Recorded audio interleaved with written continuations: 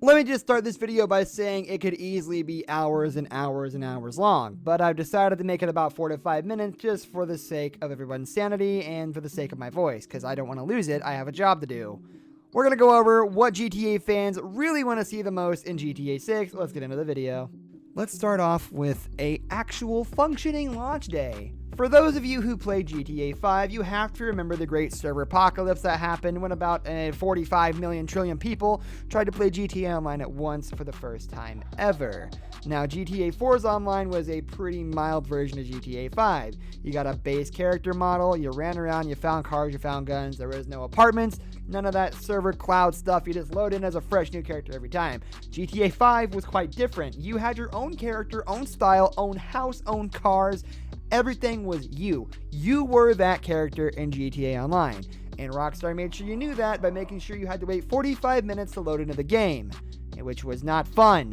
It didn't even work on the first week. It was terrible and everybody hated it. So what we need to see in GTA 6 is not only a good launch day, but we need to see better online servers, because fun fact, a lot of the time when you're loading in for 45 minutes, it's not you and your computer specs, it's actually just the servers being poo-poo pee-pee poo-poo caca. That is what the problem is the servers for the most part. Rockstar has their servers strung together by rubber bands and Tupperware, so unless you want to serve a sandwich, or preserve a sandwich rather, you should stay away from them. I want you to think, if you don't have internet, what's the one thing you want from a GTA game? That's right, single player content. Now you might be thinking, how do you get more DLC without internet? Well, you don't ask questions, I'm making the video. Anyways, what we need to see right now is some more single player content in GTA 6.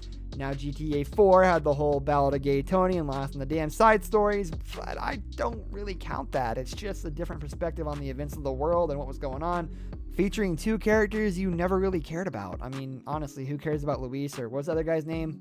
Trevor's Boot? Yeah, the guy on Trevor's Boot. Nobody really cares about it. I mean, honestly, there were some good storylines, I'm not going to lie, it's a Grand Theft Auto game, but at the end of the day, I mean, let's ask yourself, who cares? You never see Luis again. You see Johnny for about 30 seconds, and then he's stomped into the dirt by Trevor when you first meet the best protagonist ever, Trevor. Next video on Trevor, by the way. Anyways, guys, we need to see more single-player content because that's the baseline of every game. Sure, we can get bundles and bundles of different cosmetics, cars, and guns and online, but eventually that's going to come to an end. We need some intriguing content for the single players out there besides mods. That's cheating. Anybody who makes videos on mods or uses mods for their top 10 lists or their lists in general are definitely bad people. Anyways, on to the next one. I'm a bad person, mods on consoles. I'm sorry, I had to do it to him. Mods on consoles will be pretty sick, and you might be thinking, well, it's a lot harder to do that. Well, you're right. That's why Bethesda even took the extra mile and made an entire little thing on consoles so everybody could mod their games with popular mods. And I don't see any reason why on the next-gen consoles, Rockstar can't do the same thing. It's super duper easy. They just download files and replace files, .ini's and textures in the game, and then suddenly it's a whole new game. It's not that hard, it's not that complicated. I've been modding my video games on PC since I was 8 years old, so I'm pretty sure it should be pretty easy for Rockstar, a big corporation, to incorporate some kind of mod menu or something like that. Now, you might be thinking this might open up opportunities for games to have online GTA modders because they can open a sort of menu in online mode now. Well, they would have figured out a way to do that anyways, so don't worry about it.